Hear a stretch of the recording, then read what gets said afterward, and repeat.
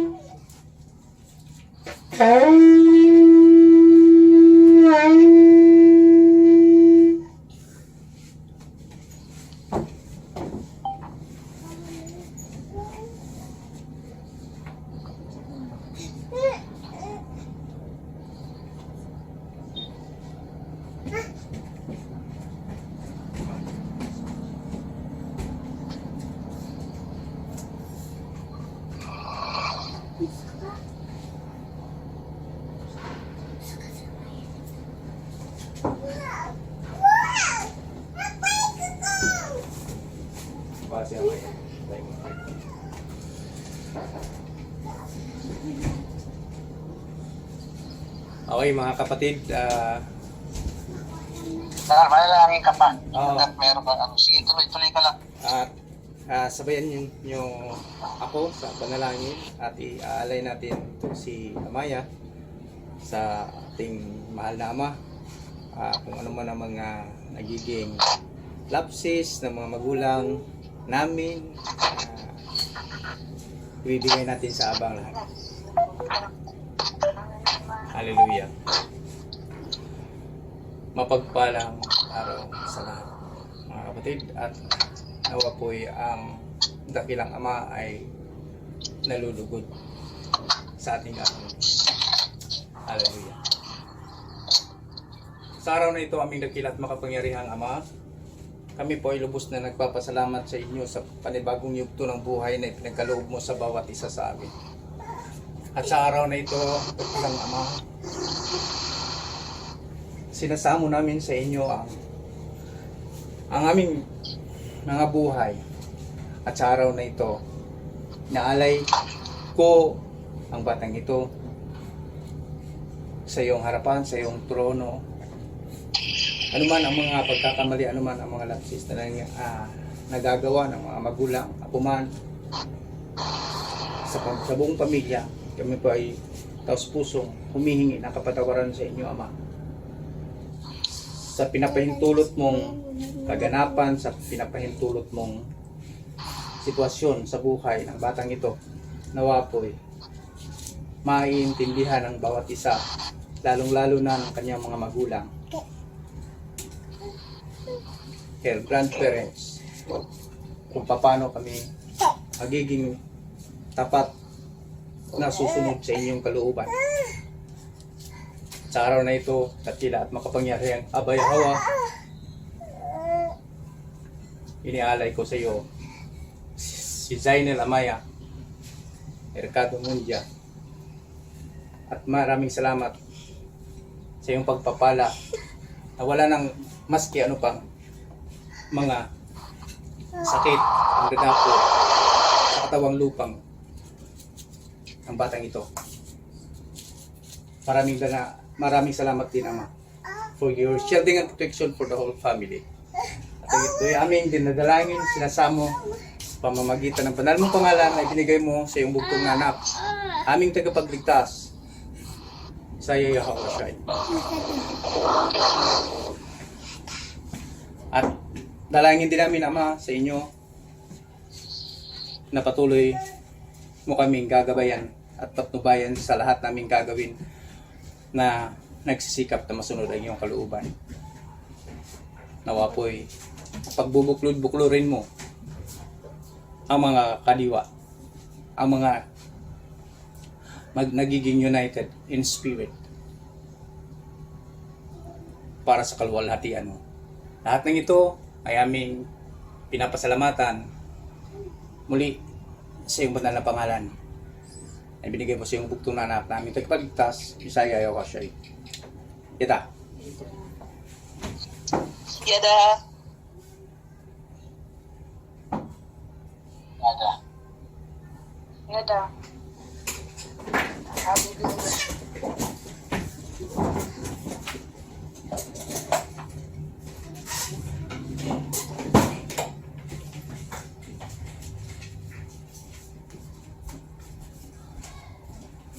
Tingnan.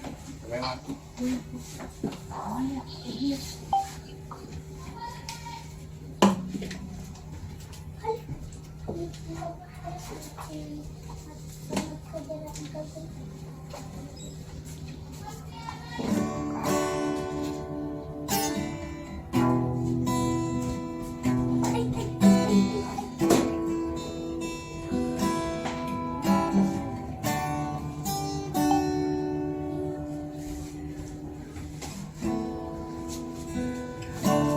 Sino ba ako na hindi tinantanan sa pagsunod ng iyong mga utak? Sino ba ako na inaalayan mo ng pagmamahal? Ano ba ang nagawa na naging dahilan na inaalay para sa akin ang buhay mo? Walang kabutihan dito sa akin, ngunit hindi nagiging hadlang na ako'y pinatawad mo. Sino ba ako na hindi tinantanan sa pagsunod ng iyong mga mata? Sino ba ako na inaalayan mo ng pagmamahal? Ano ba ang nagawa na nagiging dahilan na inaalay para sa akin ang buhay mo? Walang kabutihan dito sa akin, ngunit hindi nagiging hadlang na ako'y pinatawad mo. Walang katulad ang pag-ibig mo, hinayang magtiis dahil sa kasalanan ko. Walang kabayaran, di na tutumbasan ang inalay mo upang mabubuhay ako. Kaya't sa lahat ng panahon ba, ikaw lamang ang papupurihan ko. Walang katulad ang pag-ibig mo, kinayang magtiis dahil sa kasalanan ko. Walang kabayaran, di na tutumbasan ang inalay mo upang mabubuhay ako. Kaya't sa lahat ng panahon ba, ikaw lamang ang papupurihan ko. Kaya't sa lahat ng panahon ba, ikaw lamang ang papupurihan ko.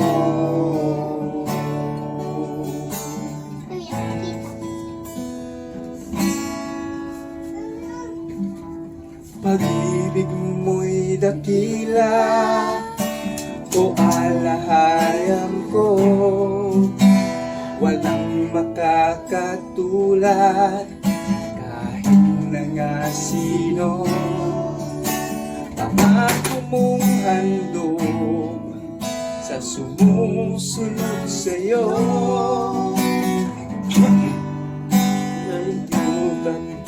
pagpapalain mo.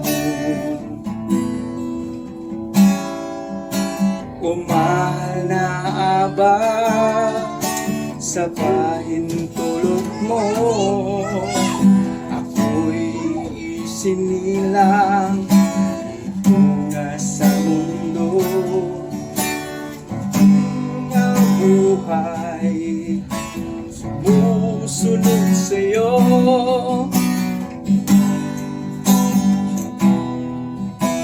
malain mo. Banal na bayawa, nagkilang mananako, nag-isang iluhim ng buong sansino ko. Salamat sa buhay, yung kaloob ay tapat kong handog.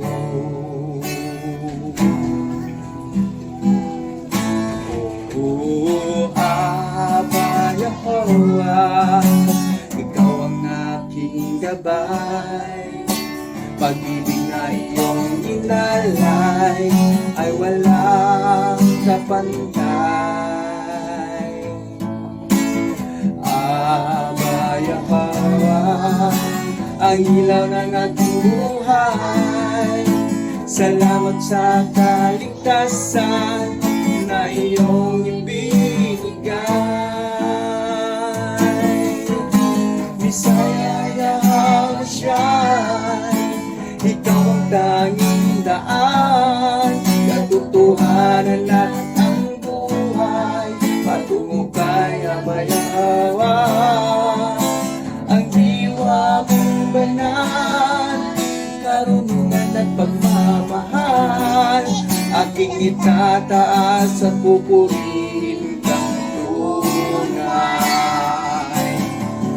Panalangin ko, Aba, na ako'y maging matibay sa bawat pagsubok at biyaya.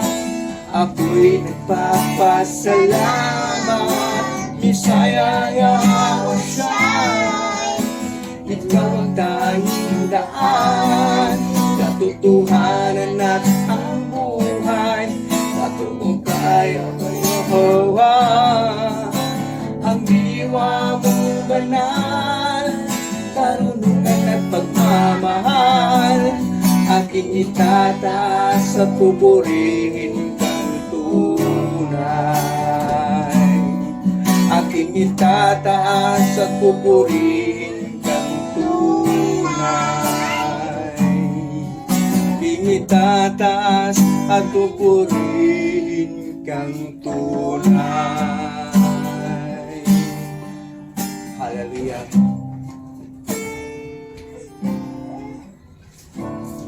Ang lahat ng papuri at pagsamba ay para lamang sa inyo, aming dakil at makapangyarihang Ama. At ito'y aming dinadalangin, sinasamo, pinapasalamatan sa banal mo pangalan na ibinigay mo sa aming Messiah, Yahushua.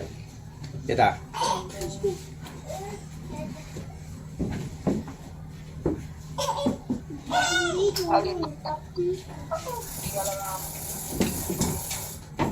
Hallelujah.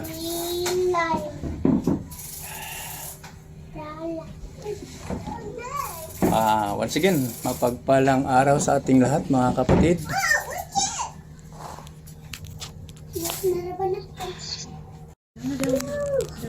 So once again, happy and blessed Sabbath sa ating lahat, mga kapatid.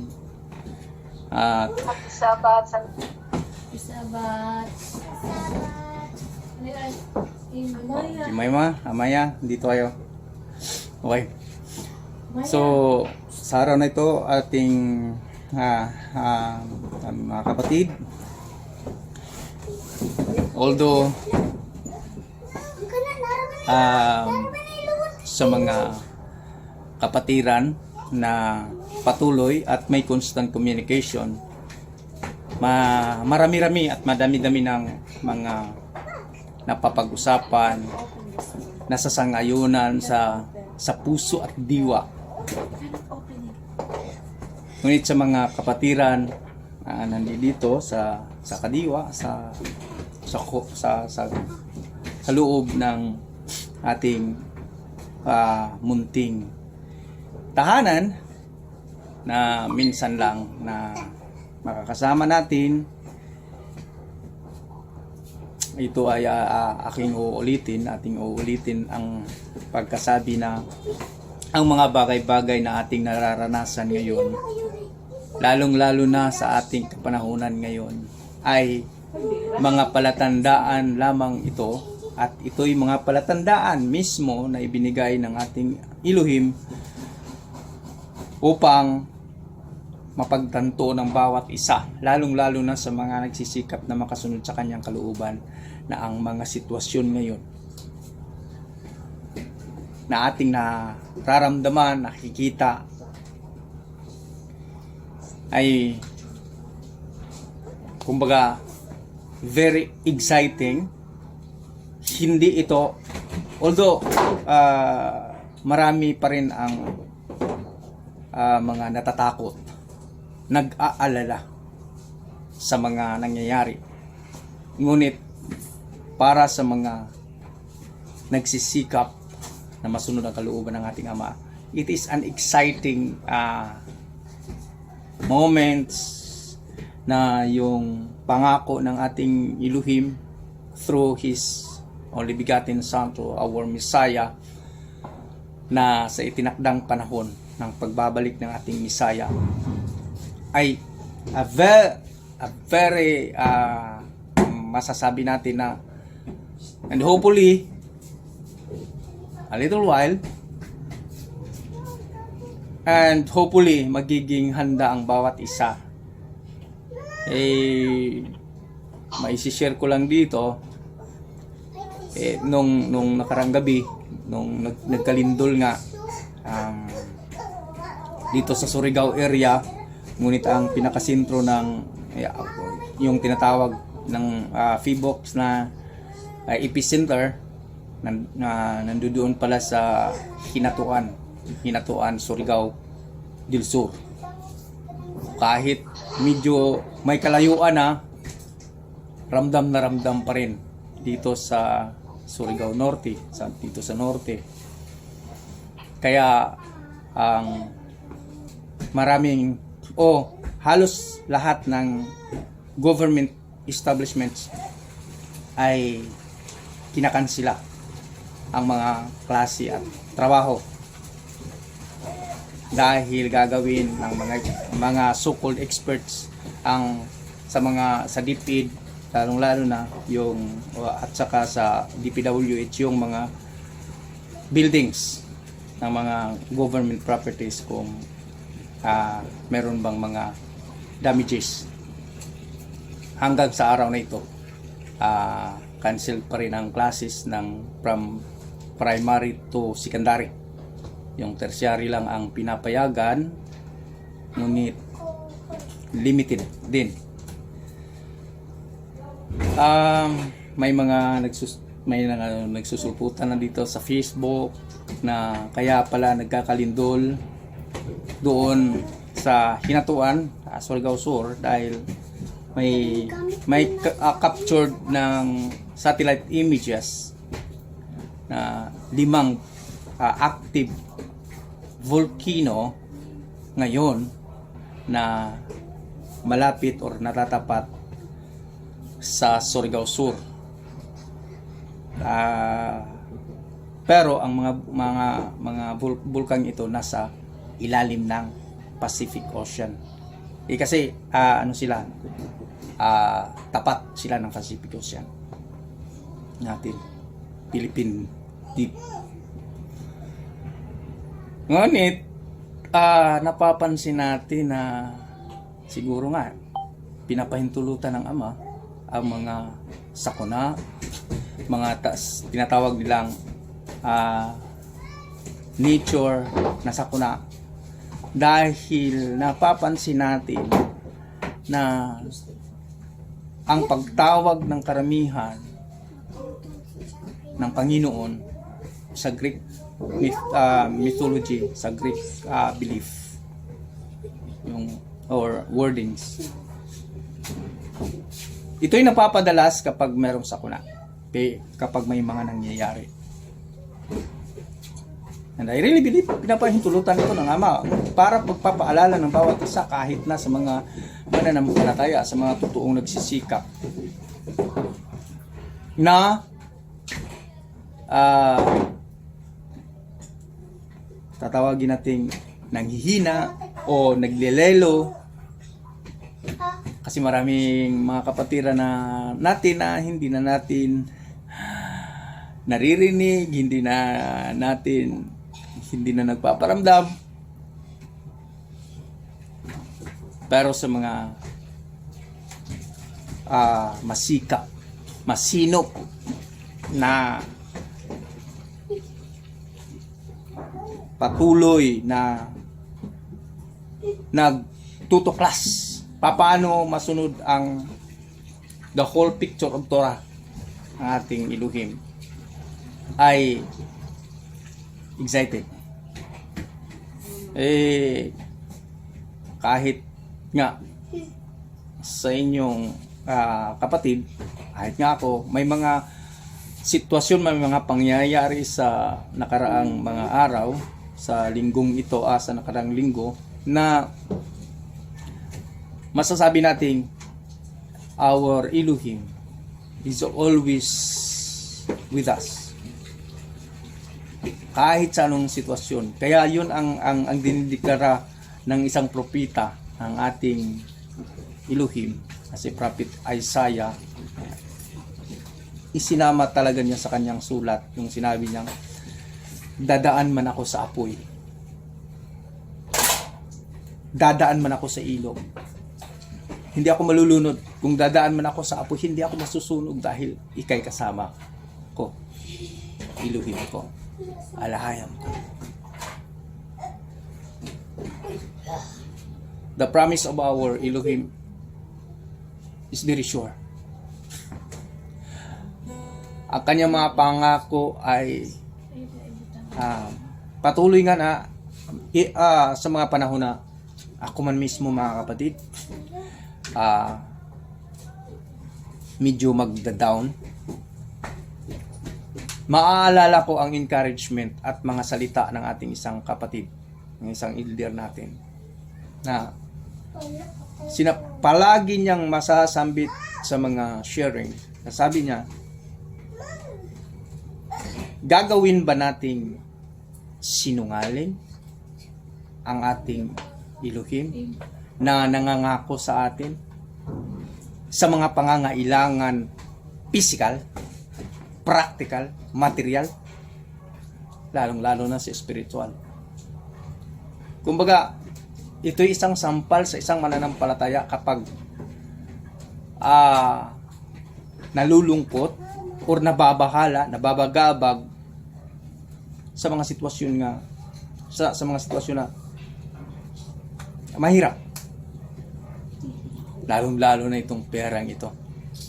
Naalala ko tuloy si Brother Kun na nagsasabi, Kuya Nol, alam nyo ba, nung nag-sharing kami minsan, kaming tatlo ni Kuya Odi, nasasabi niya na, alam nyo, mga kapatid, Ka-Odi, Kuya Nol, na ang pera ay mark of the best. Yan ang mark of the best. Partly sumang-ayon tayo dyan, and partly din hindi. Bakit?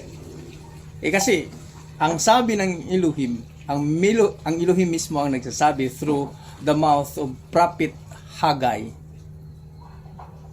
chapter 2 verse 8. Sabi ng Elohim, silver and gold are mine. Ibig sabihin, salapi man at ginto ay sa kanya, sa ating Elohim. Kung nagiging mark of the best man ang tokens na ginagamit ngayon ng tao, pinapahintulutan niya ng Ama, dahil nga ang Messiah mismo ang nagsasabi that man cannot serve at the same time two masters. Man cannot serve at the same time both money and Elohim.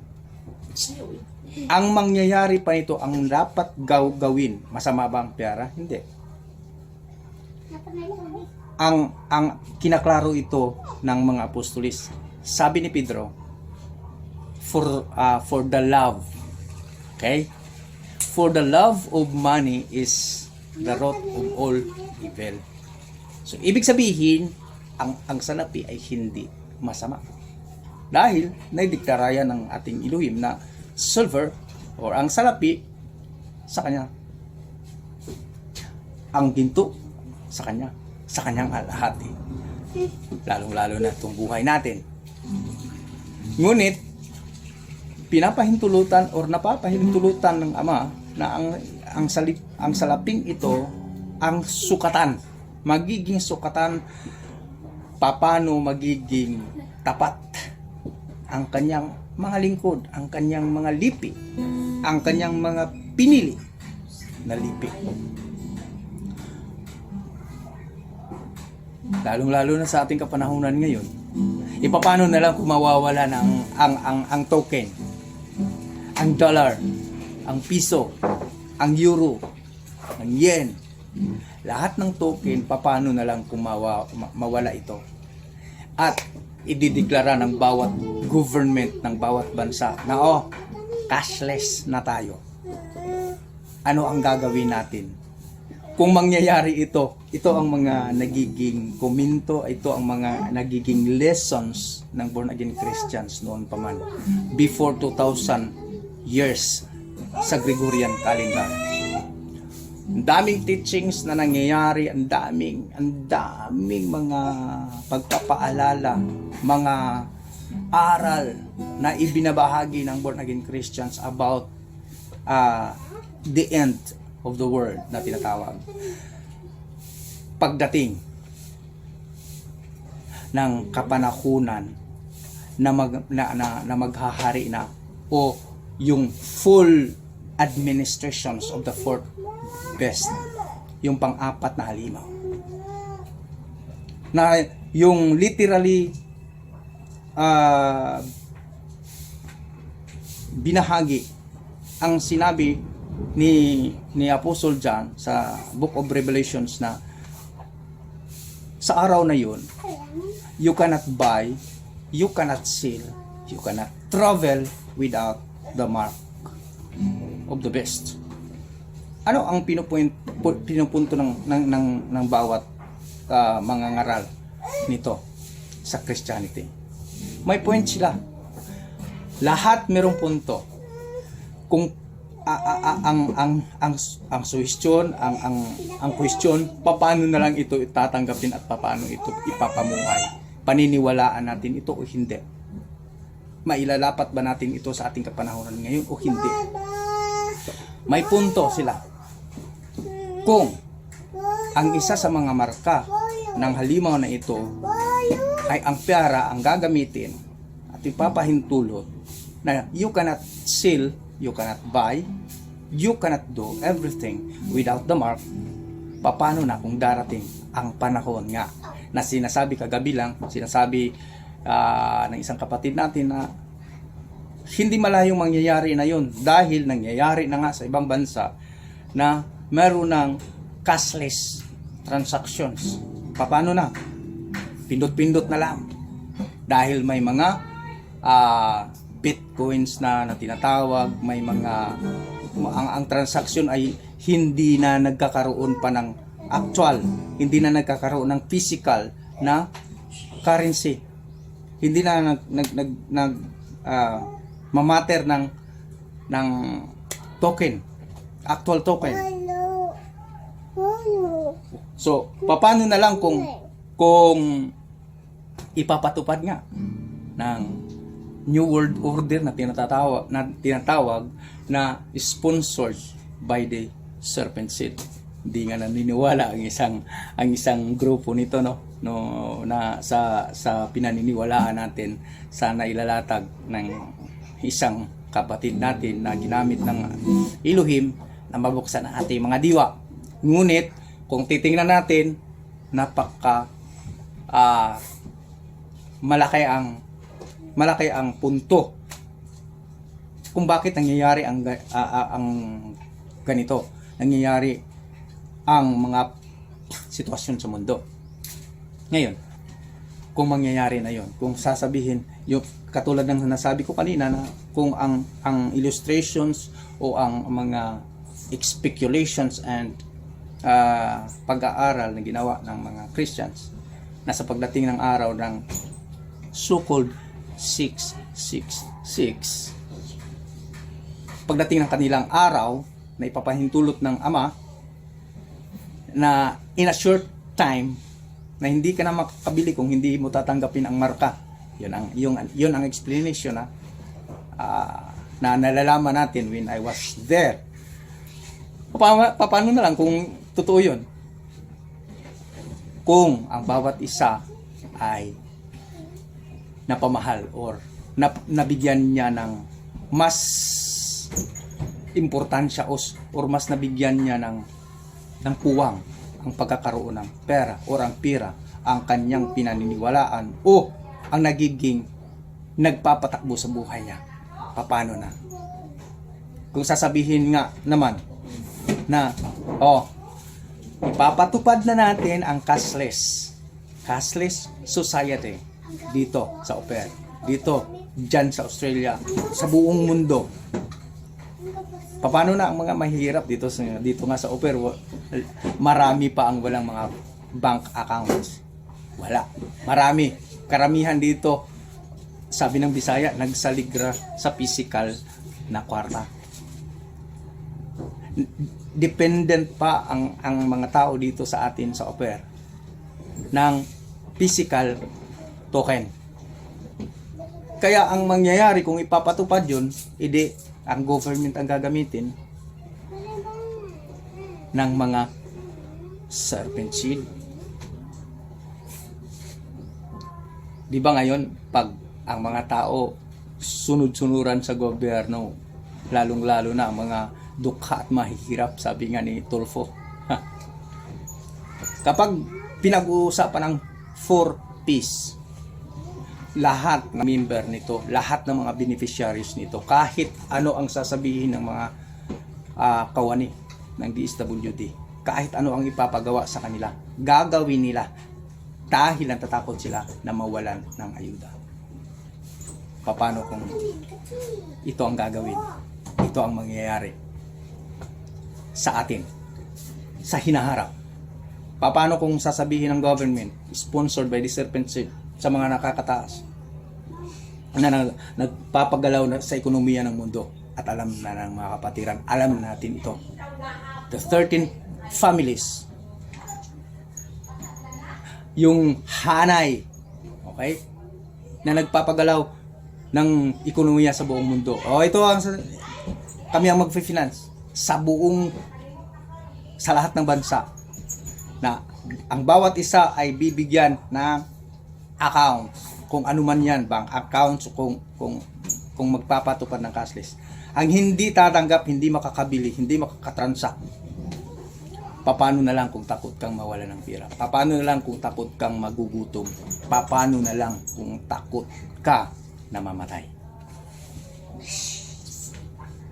Ano na?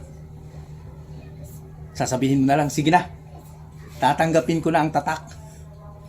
Anong tatak? Ha? Noel pasingit. Sige, kuya. Darating talaga yan kung nakasulat. In this time, darating talaga yan. Ngayon, yan talaga gagamitin nga ng serpent seed. Another level ng yan, ng pagiging mataat sa pagsunod sa loob. Yung dito nga, lumalabas. Yun nga isang sinasabi ko na article na nakita ko. Totoo naman yun. Hindi natin pagka-repair, dumadaan lang yan. Ganun ang mangyayari. Tatrabaho ka, yung kumpanya mo, puro ano na lang, yung cashless, puro papasok sa bangko mo, yung bangko mo gagamitin mo, pambili mo ng kalahat. Ganun ang mangyayari sa buong cycle ng pag-ahanap buhay kung may bibiling ka. So sa akin naman, bilang isang gustong makabalik sa natural na pagkakagawa, sa simulang pagkakagawa sa atin,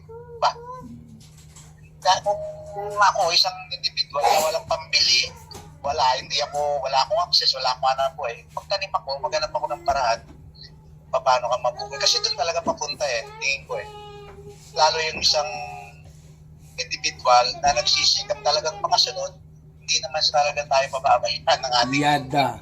actually makakapaganda pa tayo Hallelujah. pagdating sa kalusugan sa physical. Hindi Hallelujah. ka nakakain ng mga pasteurized na pagkain, ng mga preserved na pagkain. Kung magtatanim ka, ang issue nga lang dyan, siguro sa isang pamunuan ng isang bayanan, hindi nila nakikita kasi yung mayayaman, puro na tinatawag natin na pero yung makapangyarihan, sinusolo nila. Pero ang totoo, sinusolo nila, yung mga lupa, bakit hindi nila patapnan? Hindi natin masasabi. Oo, isa Kung yun, ako isang kuya. merong mga ganyan, bakit hindi ko patamnan? Sige, tamnan nyo na lang yan. Iba-iba kasi. Kaya nga, merong talagang katangian ng self-edge na kasarili tsaka sa kupit. Aalipinin yung kapwa-tao para Kuya, siya ang gawing go. may singit ko lang ha. Sa sinasabi mo. Ito sinasabi nilang informal no? Oo. Di ba parang ganito yung informal, parang nag-uusap lang, walang turuan, walang katuruan, kundi naglilinang ng mga Yada. topic. Di ba ganito? Oo. Yung Ito mismo. meron kang naisip. Yan. Hindi yung one side. Kaya nangyari, totoo, teka muna Nolan, huwag mo go. kalimutan yung sisingit mo. Kaya ako na informal kasi yung nakikiting monologue, lumbawa, yung mga sila Brother Mike, yung araw, nakahanda na yung kanilang ipipreach. Wala kang maitatanong all along the way habang siya nagpipreach, wala kang maisisingit na tanong kung meron kang gustong itanong dun sa kanyang topic. So nagiging monologue siya, ganun ang pagkakaunawa ko. Nagiging one-sided siya.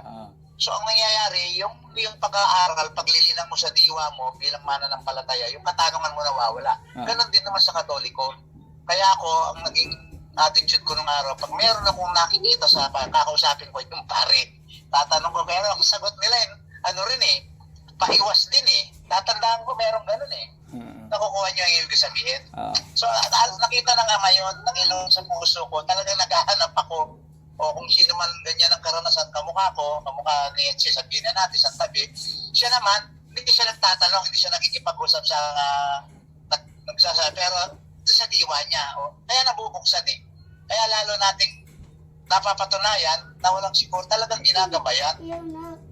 Kung sasabihin ko sa inyo yung sakit ng ulo niya, siya rin na nakagamot, yan tangamay. Ang tagal nang nababalisa O mga kapatid, sa mga record dito, napag-usapan natin yan, nakalain mo. Sige, ikaw, mag-testimony ka dyan. Jen, yung sakit ng ulo niya, sinitis pa ng kung ano, hindi natuklasan. Sino nagpagaling? Ang iluhin. Dahil lang sa pagtitira ng kanyang buhok. Kasi wala na sakit na yan, ha? Baka bumalik. Wala. Yung sakit na naramdaman ko for Tuloy-tuloy na yan. June, July. Baka naglalagay ka pa ng pakonti-konting tina. 5 months. Diba? Siyempre hindi na kaya. Sige, balik ko lang sa'yo. Balik ko sa'yo. Yung mo, sinisingin, baka sana hindi mo na nakalimutan. Okay, hindi, ang singit ko, hindi ko nalimutan. Yung sinabi mo kanina na naipagdugtong mo sa atin na yung kung mababahalang isang individual na kung magiging cashless na at kukontrolin na ng government, ng self-instead ang galaw ng mundo, di ba, magtatanim.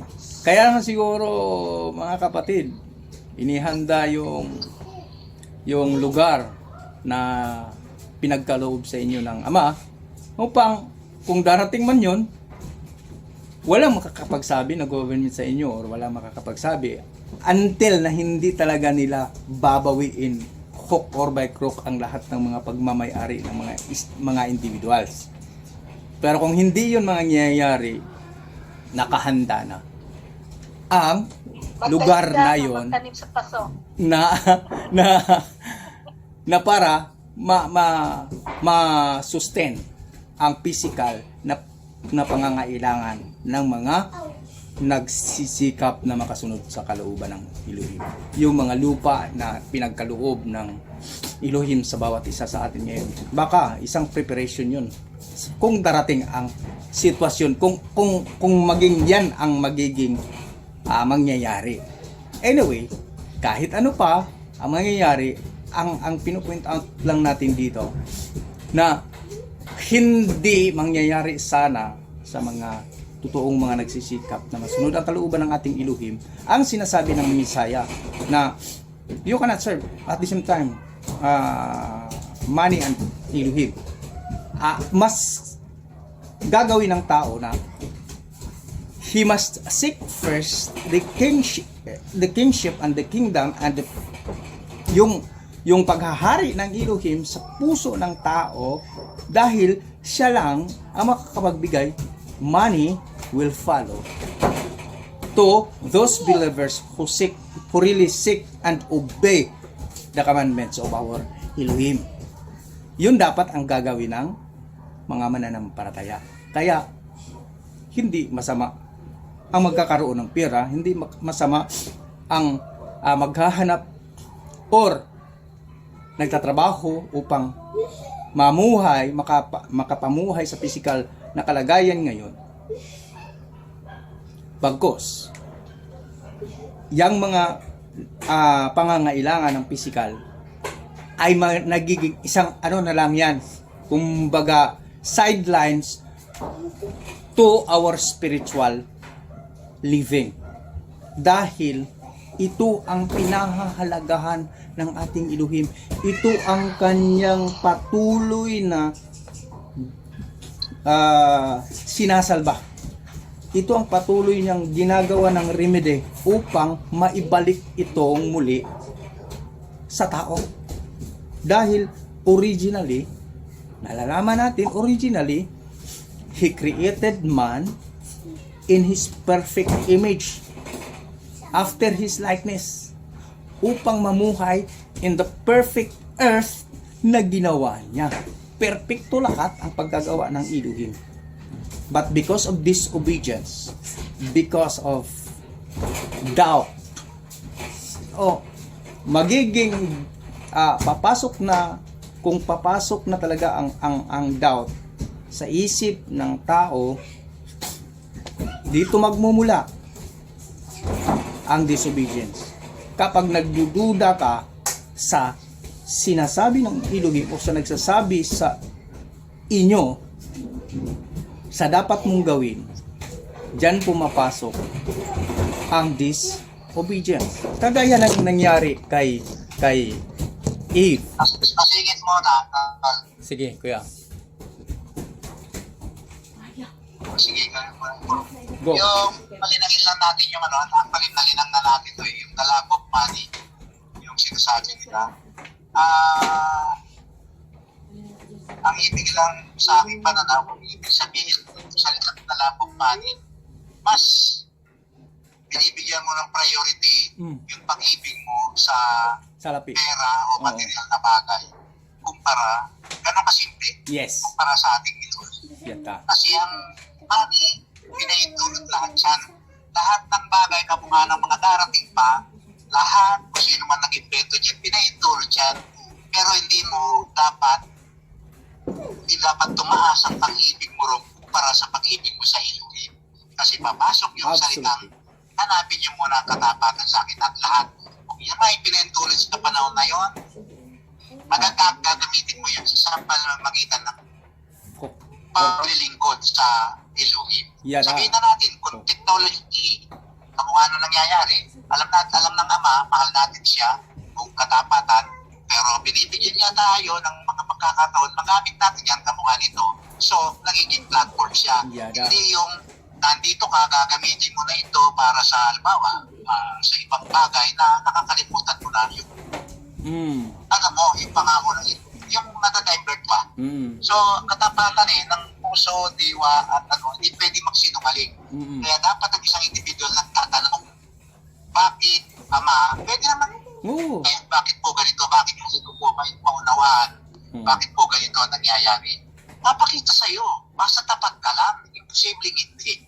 yan ang paalala.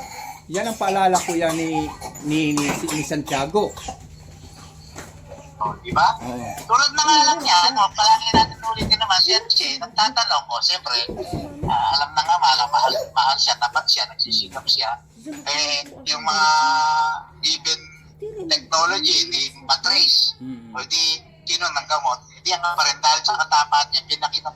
Kung tingnan nyo, napakaliit na bagay, yung pangyayari. Ako talagang overwhelmed nung sinabi niya, hindi na sumasakit sa akin dito sa likod, kasi nawala yung pag-aalala niya, hindi siya na pinag-aalala ng ama, kasi isa yun sa nakaka-kalooban ng ama yung mag-alala di ba?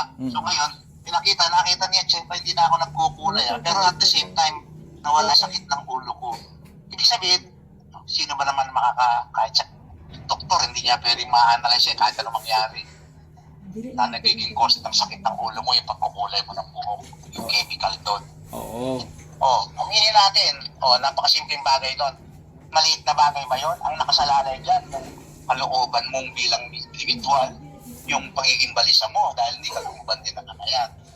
Napakalaking bagay yun. Napanatagan. Hallelujah. Tapos, siyempre, meron yun naman kabalisan, negative yan, kung ano mga dulot niya. So, yun yung mga ganyung bagay na dapat napapahalagaan na titreasyon natin. Ako talaga totoo. Kahit na sana ko ngayon talagang sana hindi na bumalik at yun na mismo ang pahiwatig ng ama na siya ang gumamot sa pamamagitan ng diwa ng isang kapatid natin sa kanyang sitwasyon. Yata. Nasi-simplify ko ba?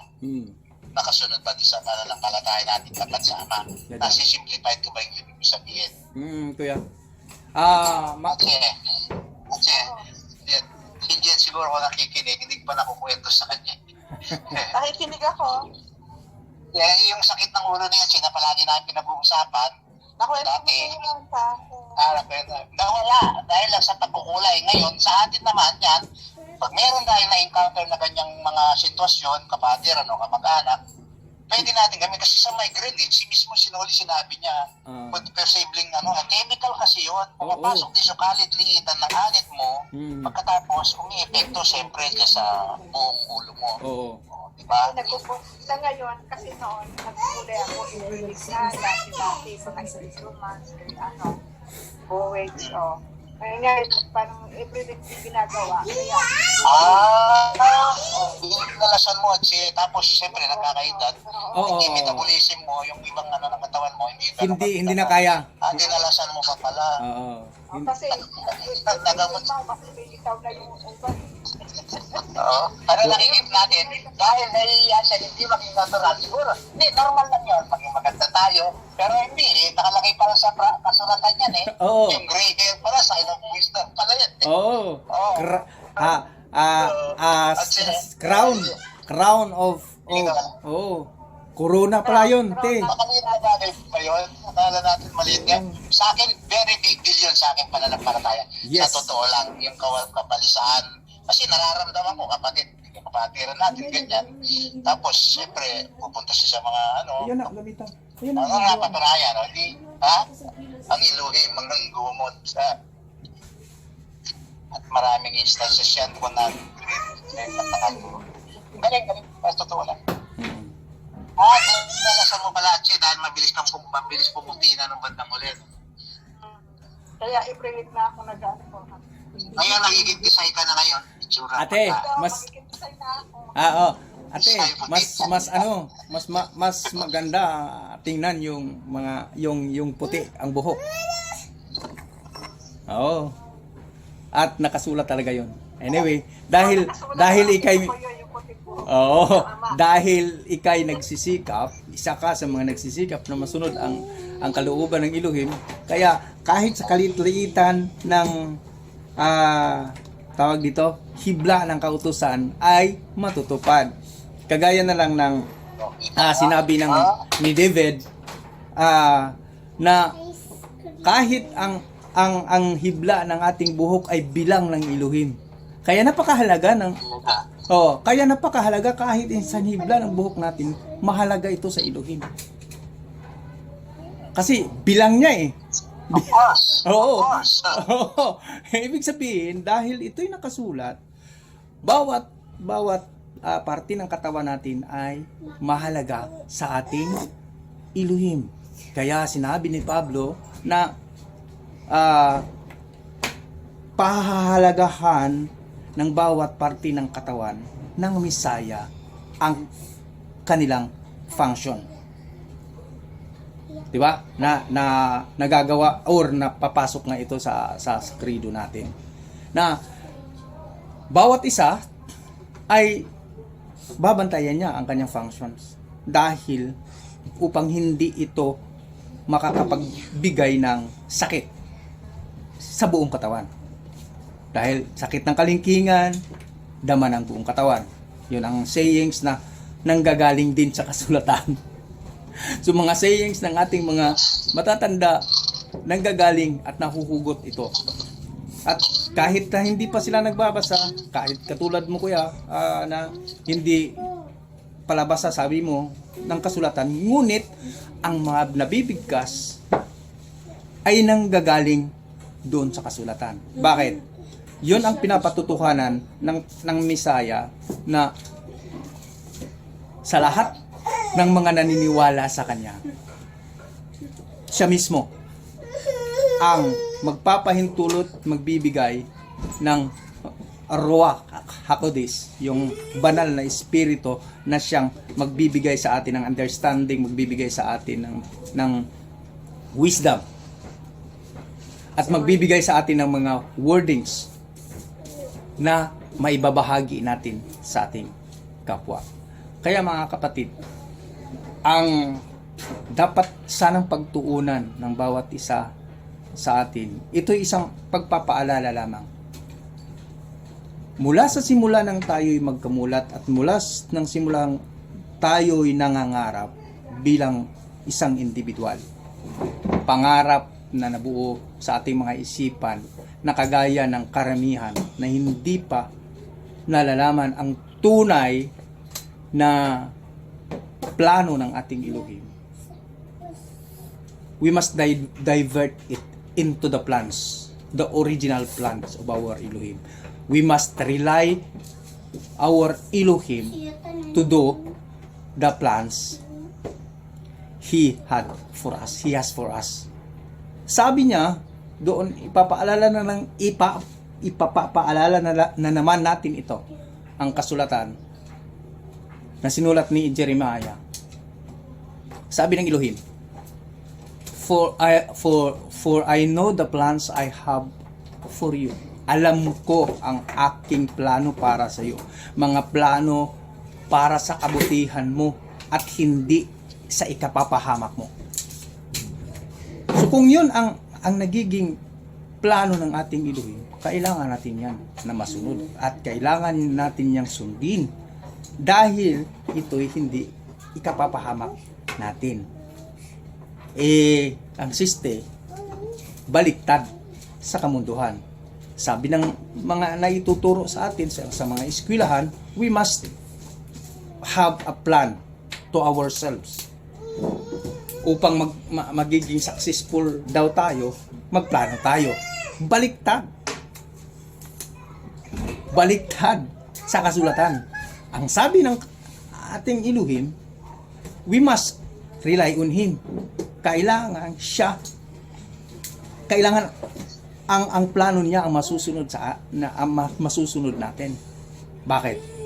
Sa Deuteronomy chapter 28, mga kapatid, lahat ng pagpapala na ibibigay niya sa tao, mga pangangailangan sa tao, makakamtan ng tao kapag siya'y sumusunod sa mga salita niya.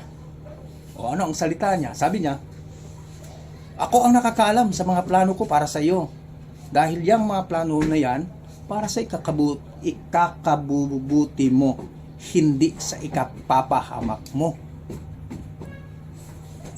So ngayon, ano pa ang dapat gawin? To do and obey. Obey and gawin ang mga sinasabi ng ating Elohim. Hallelujah. Sana maaalala ito ng ating mga kapatiran. Sana maaalala ito ng bawat isa. Sana mawala na yung mga tampo. Sana mawala na yung kasi nakakasabi lang kayo niyan dahil ganito, ganyan. Meron kayo, ganito, ganyan. Okay kayo. Hindi. Anumang sitwasyon, sabi sa kasulatan na naman, reference natin, wala namang iba eh. Dahil yun mismo din ang sinasabi ng diwa natin. Na all things work together for good to us who love our Elohim. If we declare ourselves that we love Him, kung naideklara natin sa ating mga sarili na tayo nagmamahal at umiibig, tinatanggap natin ang ating Elohim, naniniwala tayo sa Kanya. If we declare it, count all those situations He has given to us, na pinapahintulutan niya sa atin, na alang-alang sa kabutihan natin kahit mahirap yun. Bakit? Kailangan natin mag-reflect. Kapag dumadaan tayo sa apoy, parang dumadaan tayo sa apoy, we must be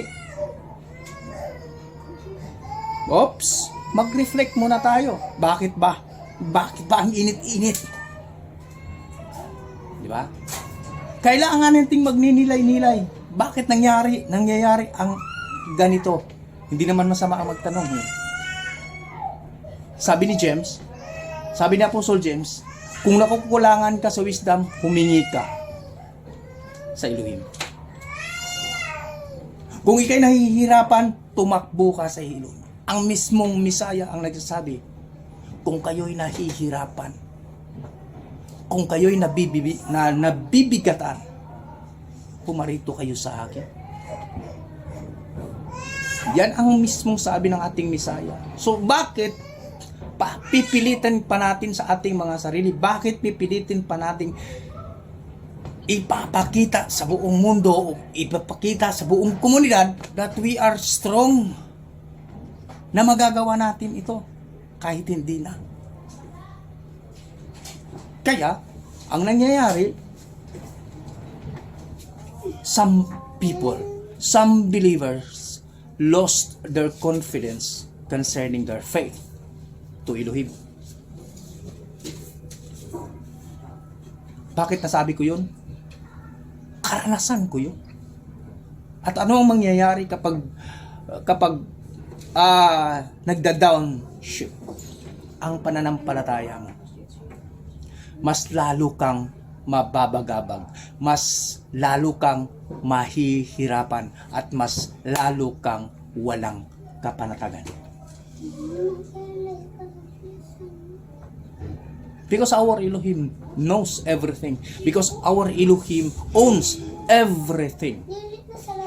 Kung ito ang marirealize ng bawat individual, kung ito ang maitatak sa puso't isipan ng bawat mananampalataya, that everything owned by our Creator, by our Elohim, he must reflect. Yes, pasingin ko din. Wala. Pasingin ko din. Okay. Sige kuya, go. Pasingin ko din. Ano nakalagay? Align naman. Yung ating tawag. Steadfast. Steadfast din. Diba? Kuya, pakilapit sa mic mo, kuya. Medyo mahina. Kung meron tayong ibigay. Malinaw ba? Pakilapit sa mic mo, kuya. Tapas na siya. So, yan. Ngayon, 1, 2, 3. Okay, go. Yung steadfastness na ating pinapractice kasama sa creativity. Hindi ura-urada. Kasi yung naging practice natin kapag nanghingi tayo, tulad din ng isang impression na pang hindi nagmamadali. Pero, nakapalugyan dun sa katangian ng isang mananampalataya. Siguro, may bilis lang yan kung tapat ka at alam na ang pangangailangan na hinihingi. Hindi naman tayo na manghihingi may wisdom, may ano, mana ng pala, hindi naman tayo nangihingi ng yung hindi realistic. Di ba? Kasi okay lang humingi na siguro. Yung sabi nga, yung give us this day, yung isang prayer, our daily bread, yun lang naman. Ngayon, kaya lagi sumusobra. Kaya nga maalat niya dahil hindi mo susuluhin. Hindi magiging sanhi ng nakapagpapala niya sa iyo para mawala ka sa kanyang kalooban. Isis ganun ang nangyayari. Ang nangyayari sa iba, dahil sila sa doktrina, sa kultura o sa ating mga nakatis na ganun ang mga interpretasyon nila. Hindi, kasama yung pagbabata. Pero mo, kala mo, ganyan ka i-spoil. I-spoilin ka lang ng ama kung talagang katapatan mo sa kanya, alam mo. Hindi tayo pwede magkaila. Kaya tuloy, nagkakarambol yung mga salita. Minsan, nagdududa sila, nagiging pabayaan na kasi akala pinagdududahan nila yung mga salita, mga nakasulat, mga magandang Diyos. Pero ang totoo, hindi nila nadidiscern. Ang totoo, hindi mo nadidiscern ng isang individual na alam mo nang may-ari lahat ng mga tapos pagkakaitim sa bimimati sa mga katangian na pinapractice mo bilang mortal. Unang-una, mainipin ka. Tapos may nag-offer, kinasukan ka ni adversaryo, may nag-offer na mas mabilis, hindi naman tama. Ganun usually. Kaya ako naman nasasabi yan, siyempre, kita naman sa iba yan, sa pamumuhay ng iba. Maraming pamantayan tayong pwedeng example, di ba? Sa mga tayo i-observa. Saka talaga yun, sabi niya, hingi ng karunungan kung paano maunawaan ang nangyayari sa buhay ng pisikal. Reflection na tawag na. Pag hindi mo maunawahan, hingi ng wisdom. Tulad na sinasabi natin. Tanong tayo, tayo mag-asawa. Buhay tayo mag-asawa, sumunod. Diba? Hindi pwedeng makikipag-bargain lang tayo sa ama, yung mga para tayo, may hirit para tayo support. May hirit lang tayo, re-request. Pero kung ayaw niya, wala rin tayo. Hindi tayo pwedeng magtampo, hindi pwedeng kumalas. Mawala doon sa paniniwala. Mga ganon. Steadfast. Yun ang kahalagaan ng pagpapata. Pataka na rin lang, hindi mo pa ituloy. Yung palubusin. Steadfast yung kapa. Kaya doon pumapasok yung yung ayahay, yung tinanggal nila yung kautusan. Doon pumapasok yan ulit. Kaya nagkalito-lito sa iba ng mga hindi makadiscern. Kalito-lito, niligtas na akong ngayon. Sinasabi yung nag-debating yung flat earthers. Gano'n ang mga sinasambit nila, di ba? Kung pakinggan mo yung ibang mga nila, Che, pinakinggan ko kasi yung grupo nila. Yung isa, nagdidibdib may debating sa kanya. Yung isa, yung si... ginagamit nila yung mali na ang tao, Kaya nga kuya hindi nila makita. Kaya nga kuya mareklamo na ang tao. Bakit ba ganito ganyan? Inalis na nga ang kautasan. Nila maging tapat doon sa tunay na pangalan pag hindi nila nakita yung katotohanan. Ito mga pinag-usapan natin. Diba? Marami pa yan hanggang ngayon. Hindi. Kahit sa mga natin, kasama natin. Kaya natin mag-judge, pero nakasulat siya Nakasulat siya napapakit lang natin, hindi tayo mag-judge. Dahil pag hindi natin pinag-usapan yan, hindi natin mapapatunayan. At kung hindi mapag-usapan, kapag hindi rin mapag-usapan kuya, parang hindi na rin sorry for the word. Parang hindi na rin kumbaga naitutuloy na lang, kung hindi na mababantayan sa susunod. So kaya nga, kung alam mo yung tama, i-share mo, kung ayaw nila wala kang magagawa. Yun ang katwiran mo tulad na sinasabi ko, yan ang aking pananaw sa aking pamumuhay spiritual. Bahala kayo, akin yan. Kung hindi nyo maunawaan, pwede, wala yun, hindi pwede ipilit kasi hindi kayo sarili ng relasyon dati. So, ang magbibigay ng kaunawaan doon, yung pagkakaisa natin bilang tapat na sumusunod sa kanya, siya ang gagawa ng paraan. Hindi pa kadiwa, kaya nga diwa. Kaya nga magkaka-spirit eh. Hindi siya papasok. Yan na. Yan na. Pero kung merong sarili, papasok na. Ano ba naman, okay lang naman sa atin yan. Oo. Binigay natin yung opinion natin pagkatapos iba sa kanila, okay lang. Pero ako, kung magbigay sila ng opinion, okay lang din.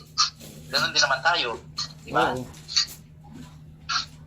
Dapat sabihin natin. Ang ama na bahala mag-decide. Pamatang kita naman eh. Sige na naman. Formal na tayo. Oo. Pero yung mga nagdidebate. Agawat sila. Inaakusan ng isa, binaturo yung mic. Ang totoo, hindi nasalo ng isa. Pero may mali pa rin, hindi maganda nangyari. Kasi nawalan din siya ng pasensya. Alin ko na Bawal. Yung Bawal ang pikon. hindi niya binato, inagis niya, che. Hindi lang nasalo ng isa, kaya lang, ang impresyon, nakala binato. Oo, yung pinakabuti. Nakala binato. Kasi hindi na siya samantala sinabi niya, lilinangin natin. Ang ganda ng usapan, kaya ako sinunday pa yan. Sabi ng isang nakahamon na, no? Lilinangin natin, willing kami sa mga discussion. Banda mo rin, doon din pala umantong. Doon sa, sa sarili niyang gusto mangyari. Wala naman pala siya ay maliwanag. Wala naman siya. Ang alam lang nila, naniniwala sila sa tasa, yung mga ganun. Wala naman siyang proof. Ito siya, nilatag lahat yung proof. Nung wala siya nilatag na proof. Piko, detalo. Pero, ganun lang. Oo. Yun nga. Tayo na lang mga nanonood ng studio. What color is that? Kung parang nating masas ako, actually, sinabi mo si mga television, yung mga salita. Nakahanda na ako ron. Pero until hanggang doon sa sinasabi nilang yung parang pagkaayahay na wala yung Torah sa mga pag-ano nila, pag-declare nila. Talagang born again talaga. Talagang mawiwin ka. Ayahay. Oo. May color na color. Anyway, kasi gaya ng nasabi mo kanina, kuya, nasusulat na yon. Kailangan kasi ang pakay kung bakit may written words, may mga kasulatan na pinapahintulot, sinugo ang ating Ama upang referensya ng bawat henerasyon na darating na ito ang ginawa nilang kapalpakan. Kailangan hindi na natin ito masunod. Kailangan hindi na ito mauulit sa henerasyon natin. Yun ang isang purpose kung bakit may Torah. Kung bakit ipinasulat ang mga pangyayari upang merong panuntunan ang darating na henerasyon. Mapalad nga tayo Mapalad nga ang henerasyon ng natin ngayon, ng mga sumusunod na henerasyon sa mga ninuno. Dahil meron tayong batayan, magiging batayan na gagawin ko ito o hindi, gagawin mo ito ang hindi ko dapat gawin dahil ang nangyayari ay ganito. Meron ng contrast. Meron ng batayan ang bawat isa. Kaya mga kapatid, sa araw na ito, muli masasabi natin, hindi man natin alam ang eksaktong oras, araw ng pagdating ng Mesaya, ngunit may palatandaan siya sa kanyang pagdating. At ito'y mga nangyayari na. Sabi ng Mesaya, sa pagdating ko, kagaya sa mga araw ni Noah at saka ni Lot, nung pumasok si Noah sa arka, hindi alam ng mga tao. Kaya ibig sabihin, mapalad ang mga nagsisikap, mapalad ang mga watchful sa kanyang pagdating. Hanggang sa muli mga kapatid, maging masipag sa pagsunod, sa pagsisikap na masunod ang kalooban ng ating Panginoon. Be blessed and happy Sabbath sa ating lahat.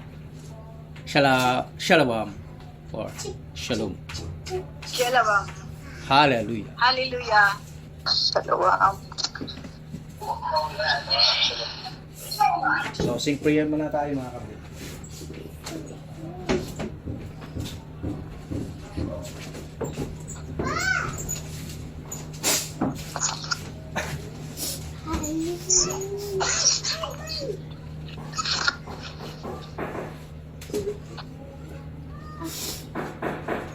At saka mo sila ulo.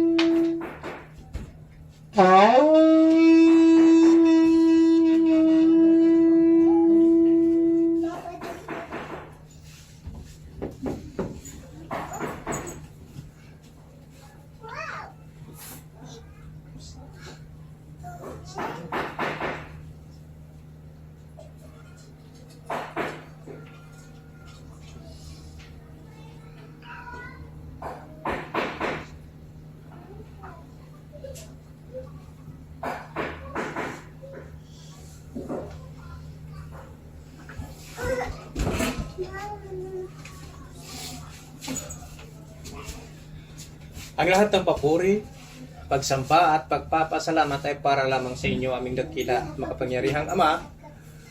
At ito'y aming pinasalamatan sa banal mong pangalan. Ibinigay mo sa iyong bugtong na anak naming tagapagligtas, Messiah, Yahushua. Kita.